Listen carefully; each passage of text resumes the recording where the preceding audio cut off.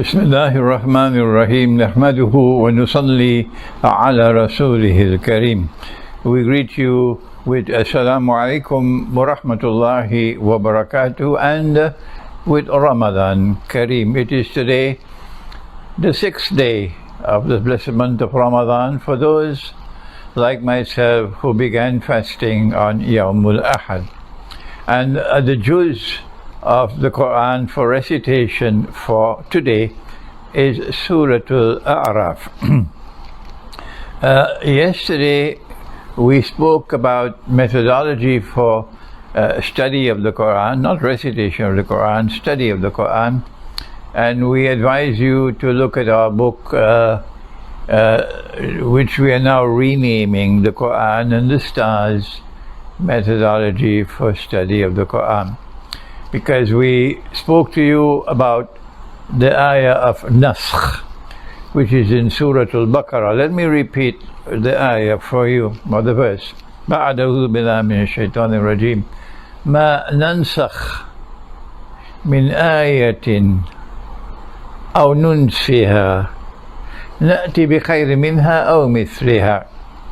We do not cause any ayah to be changed, to be abrogated, to be cancelled, or, I forgot this yesterday, to be forgotten, but that we replace it with that which is better or similar.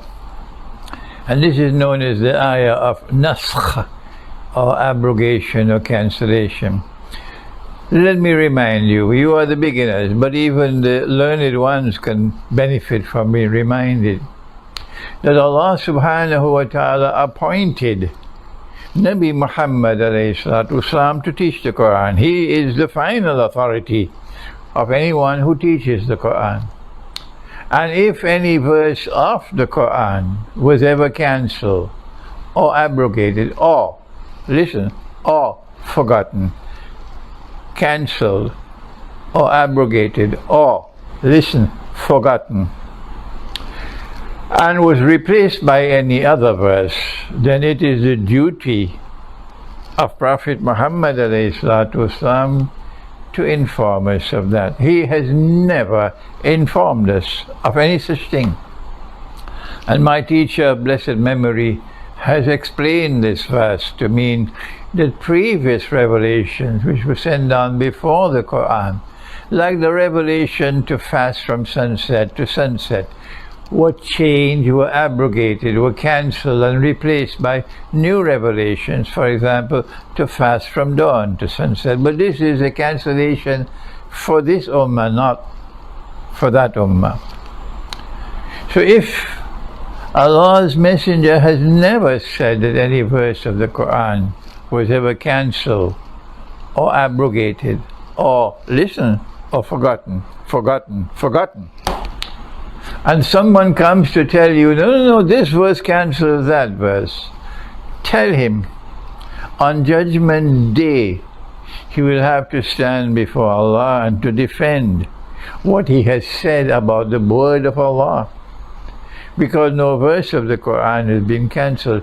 No matter how many there are, there will be a pathetic spectacle on Judgment Day when they have to explain on Judgment Day their statement that this verse of the Quran or that one has been cancelled or abrogated and replaced by any other. And where is the evidence? Only their imagination, their faulty rational thinking. That is the lesson we gave yesterday. No verse of the Quran was ever forgotten. That's nonsense, yeah.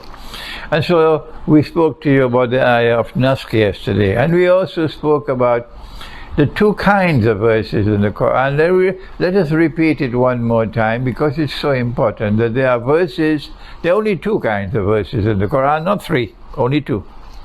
The first is ayat muhkamat, verses which are plain and clear, no room for ambiguity, no room for interpreting and so on, plain and clear. And these are the ayat muhkamat. And what is their status?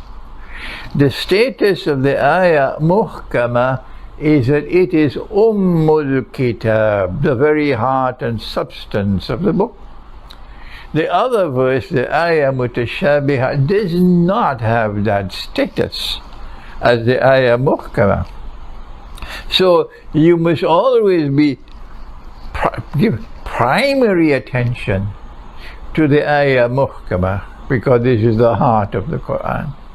And in attempting to interpret an ayah mutashabihah, you have recognized that it has only become necessary to recognize an ayah as mutashabihah only when it cannot be understood plain and clear. It is only at that time and not before that you have the freedom to now recognize a verse as ayah mutashabihah.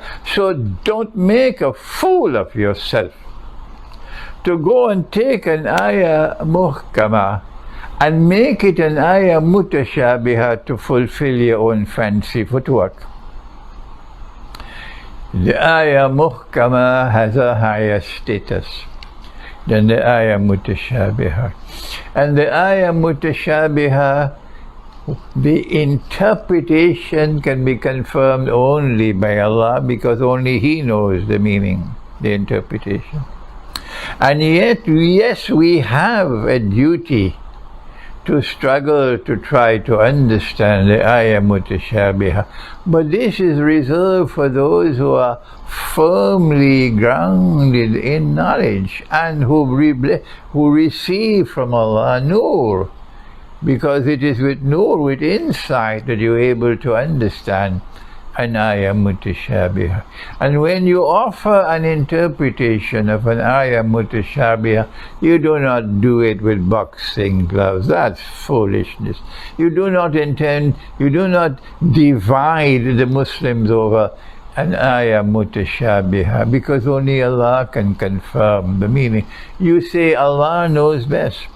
But if your interpretation is correct, even if you are a solitary voice, no one ever said it before you, if your interpretation is correct, let your heart be at ease, regardless of all the critics, because your interpretation will constitute truth, and truth will survive despite all the critics.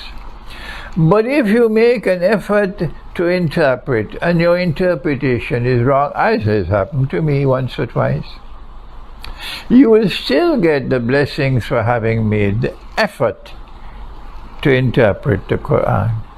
But since your interpretation was wrong, tomorrow it'll go down the river and it'll be forgotten. So if there is a verse of the Quran that you choose to recite in this way, this is your choice. بعد أعوذ بالله من الشيطان الرجيم وإنه لعلم للساعة. And he, Nabi Isa alayhi salam, Jesus, he is the knowledge of the hour. This is muhkama. This is plain and clear, that he is the knowledge of the hour.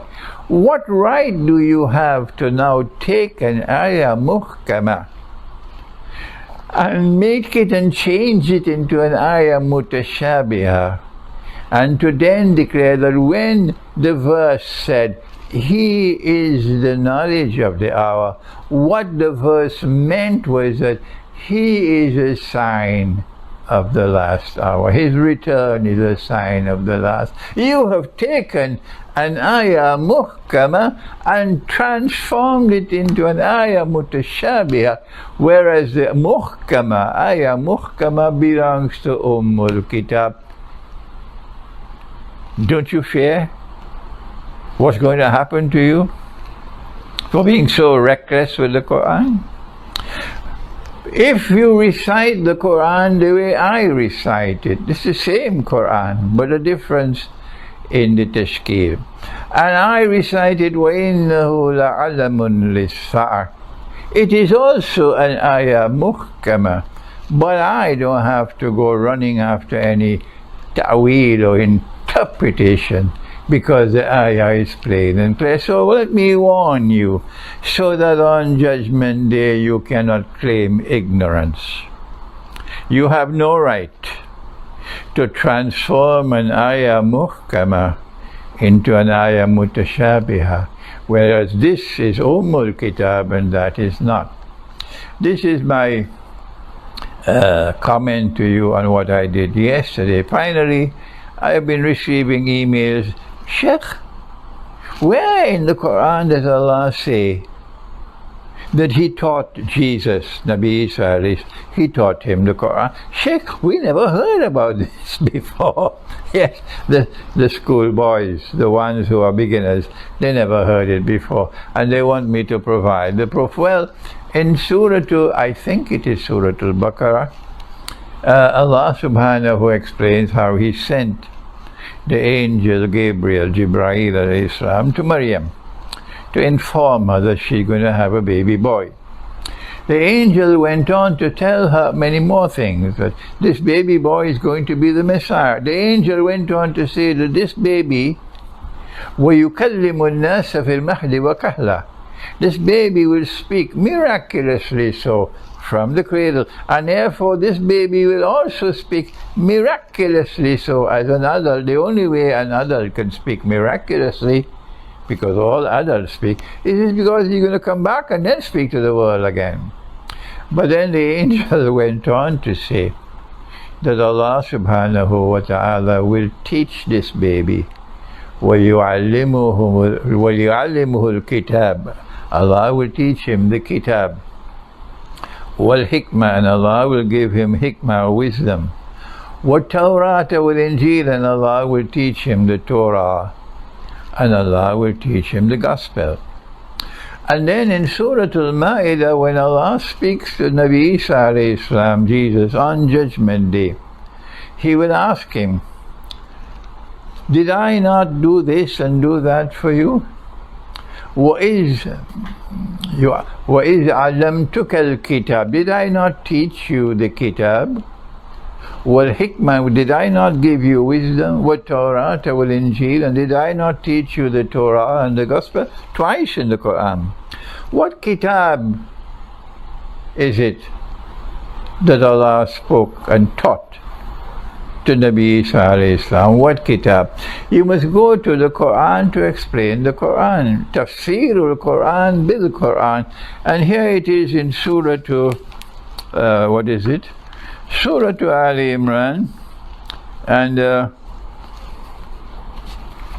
at the beginning of Surah Ali Imran, it is the second verse. بَعْدَ أَعُوذُ بِاللَّهِ مِنَ الشَّيْطَانِ الرَّجِيمِ وَنَزَّلْنَا عَلَيْكَ الْكِتَابَ بِالْحَقِّ مُصَدِّقًا لِمَا بَيْنَ يَدَيْهِ وَأَنزَلَ التَّوْرَاةَ وَالْإِنْجِيلَ. And He sent down to you, O Muhammad alayhi salatu wasalam, the kitab. And He also sent down the Torah and the Injil, the Gospel, min qablu, before this. What book was sent down to Nabi Muhammad alayhi salatu wasalam, in addition to the Torah and the Gospel which was sent down before? Answer is the Quran. So the Quran is explaining the Quran. That when Allah taught Nabi Isa alayhi salam the kitab here is the Quran. You just have to do a little bit of homework. So here are the two verses of the Quran which tell us that Allah taught Nabi Isa alayhi salam. He taught him the Quran, and He gave him wisdom, and He taught him the Torah and the Gospel, indicating that when He returns, this is proof that He will return, that when He returns as the supreme teacher of the Torah and Gospel for His Ummah, and of the Quran for this Ummah and for all of mankind. And because there are two Sharia, two sacred laws, one for this Ummah, one for that one, He has to be the supreme lawgiver, the supreme authority, legal authority rather, and He has to navigate between the two Ummahs and the three books And that's not easy. And so Allah gave him wisdom. This is enough for today. Here is the proof that Allah taught Jesus, Nabi Isa, taught him the Quran. Thank you. Wassalamu alaikum wa rahmatullah.